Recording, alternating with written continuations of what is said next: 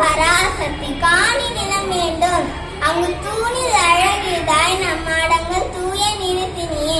அந்த காணி நிறுத்தடியே ஒரு மாளிகை கட்டித்தர வேண்டும். கேணி அருகினிலே தென்னை மரம் கீற்று நிலம் 10-12 தென்னை மரங்கள் பக்கத்திலே வேண்டும். நிலமுத்து சுடர் போல நிலா ஒளி முன்பு வர வேண்டும். எங்கள் சித்தில் மகிழ்ந்திரவே நன்றாய் தண்டல் வர வேண்டும். காணி பாட்டு கலந்திடவே அங்கே ஒரு பட்டினி பெண் வேண்டும். எங்கள் கூட்டில் கலியினிலை கவிதை காட்டில் வெளியே அம்மா நின்ற பாட்டு திரிந்த இவளை பற்றி வேண்டும் பலந்திட வேண்டும்.